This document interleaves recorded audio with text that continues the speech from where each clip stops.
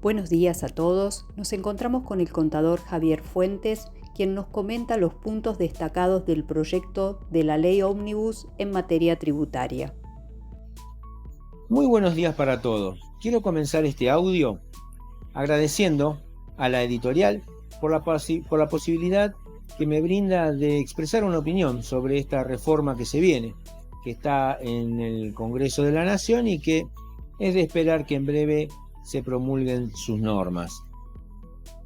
Yo voy a tratar en particular dos normas que están contenidas en esta reforma vinculadas con la regularización de deudas y con la regularización de activos no exteriorizados en su momento, claro está.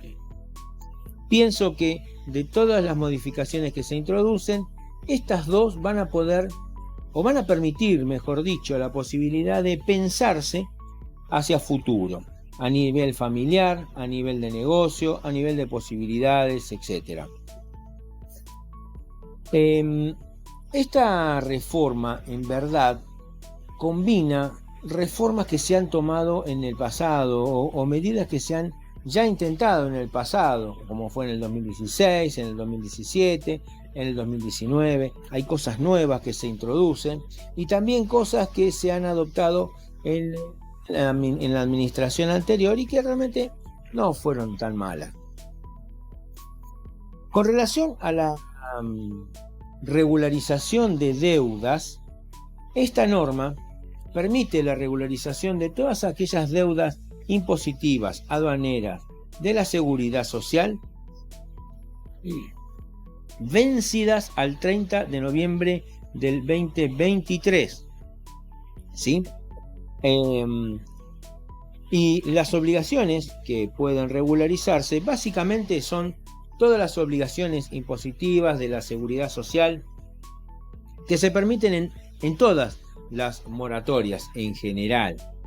Y esto incluye también a los planes de facilidades de pago que tal vez hayan caducado o tal vez estén en curso. Pero lo cierto es que ambos pueden incorporarse a este régimen. Otra curiosidad de este régimen de facilidades para regularizar obligaciones es que permite regularizar cualquier otra obligación que no esté prohibida. Esto es un dato interesante porque a veces definir el universo de obligaciones que pueden regularizarse cuando tenemos una ingente cantidad de obligaciones que cumplir, más allá de las tradicionales, uno no va a ser tan fácil tenerla a todas en cuenta. Entonces, que exista la posibilidad de tener un ítem, un inciso de un artículo que abra el abanico a toda posibilidad, en tanto no esté prohibida esa regularización, parece ser interesante. También permite regularizar deudas que se hayan generado con motivo de retenciones y percepciones que no fueron practicadas o de aquellas que, habiendo sido practicadas, lamentablemente no fueron ingresadas, ¿sí? Y refiriéndonos a las obligaciones que no se pueden regularizar, en general la norma contempla que todos aquellos sujetos que tengan problemas, llamémosle así, legales o judiciales con los distintos fiscos nacionales en materia de seguridad social, aduanera, etc., no van a poder ser incorporados a este régimen, como tampoco algunas obligaciones que tienen algún destino en particular, como ser obras sociales, ART, etc. Esta norma menciona en forma particular que para cancelar, ya sea el plan de pagos o la cancelación al contado para regularizar estas deudas, no se puede compensar. Es curioso porque nunca fue mencionado este tema este instituto de la compensación como modo de cancelar estas obligaciones. Lo cierto es que acá está mencionado. Esto no significa que antes se podía y ahora no. Siempre hubo bastantes restricciones a la hora de tener que hablar de este instituto de la compensación. Pero de alguna manera pone una claridad sobre un tema que podía llegar a generar ciertas dudas. Entonces, no va a ser posible compensar deudas para cancelar estas obligaciones regularizadas en este medio. Uno de los efectos más importantes que prevé la regularización de estas deudas tiene que ver con que se detienen o se extingue toda acción penal posible, ya sea que estuviera iniciada, o inhibe al fisco de alguna manera, evita que el fisco haga una denuncia penal sobre todas esas obligaciones que se están regularizando por este régimen. El tema es que acá, de no cumplirse este régimen o no hacerlo en la manera que va a estar reglamentado, va a implicar que no solamente renazcan todas las acciones penales que estaban en curso, sino que además el fisco va a quedar facultado para hacer las denuncias correspondientes y además va a comenzar la prescripción de las deudas por tributos aduaneros y de la seguridad social, lo cual casi es decir que vuelve a foja cero. Veremos qué dice la reglamentación al respecto, pero de esto surge que comienza, según lo que dice la norma, el tiempo de computar la prescripción penal tributaria, aduanera y de la seguridad social. La pregunta clave acá es, ok, yo regularizo todas mis deudas. Yo debía haber cumplido, pero no lo hice. Ahora lo voy a regularizar. ¿Con qué me tienta el fisco para que yo ingrese a este régimen? Bueno, en primer lugar, hay que diferenciar si voy a hacer un pago al contado, toda mi deuda en un solo pago, o voy a utilizar el sistema de cuota. Y en segundo lugar, hay que ver el momento en el cual yo me voy a acoger al plan. Entonces, si yo pago al contado toda la deuda y al plan de regularización de deudas me adhiero antes de que se cumplan los 90 días corridos desde la fecha en que entra en vigencia la reglamentación que dicte la AFIP, me va a perdonar el 50% de los intereses resarcitorios y punitorios devengados a la fecha de adhesión al régimen. Si en cambio yo voy a regularizar mi deuda en cuota usando el plan de facilidades de pago y me adhiero también antes de los 90 días corridos, contados desde que se emita la reglamentación por AFIP, el beneficio que voy a obtener es una reducción del 30% de los intereses resarcitorios y punitorios que pudiera corresponder que estén devengados a la fecha de acogimiento. En cambio, si yo regularizo también por plan, pero el acogimiento lo hago con posterioridad a los 90 días que ya mencioné, el beneficio que voy a obtener es una condonación del 10% de los intereses devengados a la fecha de acogimiento. Es bajito, pero dependerá de la situación de cada contribuyente, en cuál periodo yo me puedo acoger. Y sobre todo, cuándo se cumplen esos 90 días, porque la reglamentación va a salir una vez que exista la reglamentación por parte del Ejecutivo y eso va a ocurrir una vez que la ley ya esté casi caminando. Entonces hay que ver la situación económica de cada uno de los contribuyentes que quiere regularizar al momento de que todo esto entre en vigencia. La otra tentación viene por el lado de las multas y las sanciones, porque quienes regularicen en estas condiciones van a tener una condonación del 100% de las multas que hayan sido aplicadas.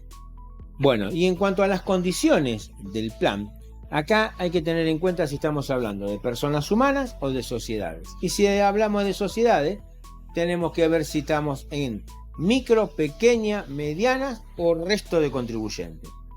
Para los que son personas humanas, van a tener que ingresar del total de la deuda un 20% como anticipo y el resto lo va a poder ingresar en 60 cuotas. Si estamos hablando de micros y pequeñas empresas, ese pago a cuenta va a ser del 15% y el saldo lo van a poder pagar en hasta 84 cuotas. En cambio, si las empresas tienen la categoría de mediana, van a tener que ingresar un 25% de la deuda como pago a cuenta y el saldo en 60 cuotas. Para todo el resto de los contribuyentes, el pago a cuenta va a ser del 30% de la deuda y el resto van a tener 36 cuotas para ingresar el saldo del plan. ¿sí? En cuanto al interés de financiación, esta norma, así como está, prevé que la tasa va a ser fijada por el Banco de la Nación Argentina para descuentos comerciales, pero que la reglamentación va a especificar. En cuanto a la condonación de las multas, esto va a ocurrir siempre que 1. Se cumpla con el plan o esté cancelada la deuda en su momento y que no haya quedado firme la resolución por el cual se aplica la multa. Así como tampoco aquellas multas que hayan sido pagadas. Con relación a los intereses tanto resarcitorios como punitorios, la norma dispone que, o está previsto, mejor dicho, que van a quedar condonados esos intereses y esos resarcitorios o punitorios en la medida que con anterioridad al 30 de noviembre del 2023 se haya cancelado la obligación principal. Otro punto destacable de esta norma es que para aquellas obligaciones tributarias aduaneras, el acogimiento a este régimen va a implicar una novación de la deuda, es decir, nace una deuda nueva. ¿Por qué mencionar tributarias aduaneras y no tributarias en general? Solamente se quiso imponer esta novación por las deudas aduaneras y no por el resto de las deudas impositivas o de la seguridad social. Esperemos que esto sea aclarado por la reglamentación a efectos de evitar interpretaciones erróneas. Bueno, hasta acá es la parte de las deudas, la regularización de deudas mediante este plan de facilidades de pago. Hay otro régimen que voy a mencionar rápidamente, que es el de regularización de activos, que es una especie de blanqueo, dado que permite regularizar bienes que no hubieran sido exteriorizados, ¿sí? Entonces, los bienes que pueden ser exteriorizados son todos, cualquiera, desde dinero en efectivo, bienes muebles, bienes inmuebles, derechos, etc. Inclusive los criptoactivos o todos activos similares, solo que en este caso únicamente los va a considerar colocados en el exterior. Y los sujetos que pueden adherir a este régimen de regularización de activos son los que son residentes del país, de acuerdo a la ley de impuestos a las ganancias. También lo podrán hacer los no residentes, pero solo por los bienes que tengan en Argentina o las rentas devengadas de esos bienes.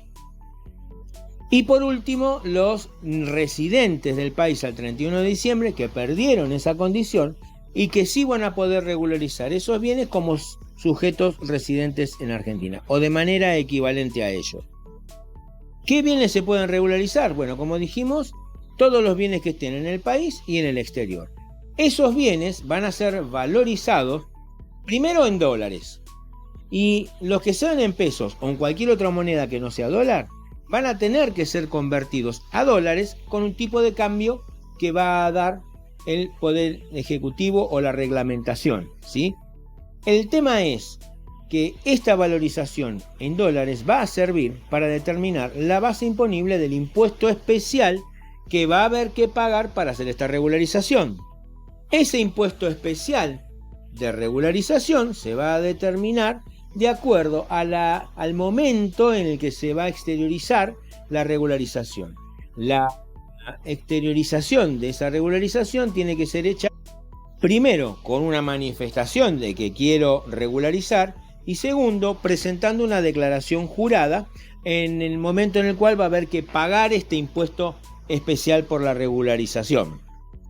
Estos dos momentos van a ser uno al 31 de marzo del 2024, en la primera etapa, la primera posibilidad para manifestar la regularización, y luego la declaración jurada presentada el 31 de mayo, donde va a haber también que pagar el impuesto.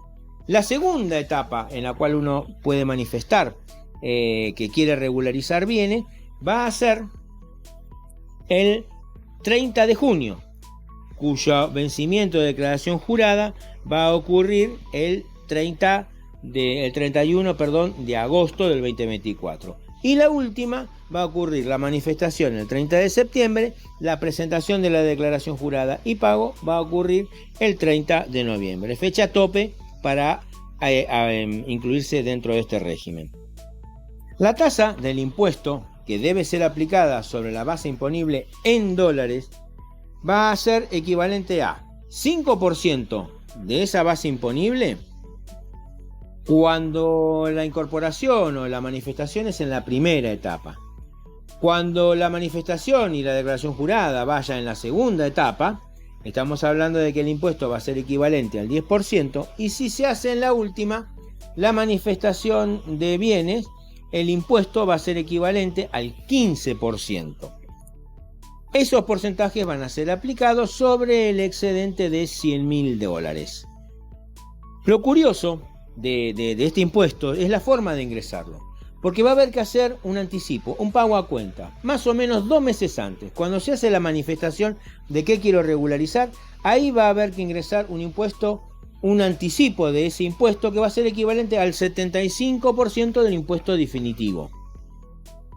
Este impuesto definitivo, si llega a resultar mayor o menor que el determinado al momento de calcular el pago a cuenta, habrá que ver si se superan los umbrales que determina la reglamentación, porque en caso de ser diferente o en caso de ser mayor el pago a cuenta que debió ingresarse, esa diferencia va a haber que ingresarla incrementada en un 100%. Bueno, hasta acá los principales lineamientos que podemos expresar sobre estos dos temas incluidos en el proyecto que está en el Congreso y que, bueno, como dije al principio, servirá para hacer una adecuada planificación, ya sea familiar, ya sea de negocio, de nuevos emprendimientos, etc. Bueno, quiero cerrar este audio agradeciendo nuevamente a la editorial la posibilidad de expresar estas opiniones y contribuir un poco al esclarecimiento de algunos puntos que van a resultar importantes en el futuro. Será hasta la próxima y que tengamos un muy buen año. Esperar a que venga la reglamentación, primero ver cómo queda la norma final, la ley final, y qué es lo que dictamina la reglamentación al respecto de las posibilidades y usos de todos esos medios financieros, ¿no? Inclusive se está pensando también en incluir a las ALIC para que puedan generar esas cuentas especiales de ahorro, o mejor dicho, en el cual hacer los depósitos para que tenga vigencia todo este régimen de regularización. Como beneficios, esta norma tiene previsto que claramente todas las sanciones que puedan ocurrir, todos los delitos que se hubieran generado a consecuencia de la no declaración quedarán perdonados, llamémoslo así como también las obligaciones impositivas que pudieran recaer sobre los bienes que se exteriorizan mediante este régimen.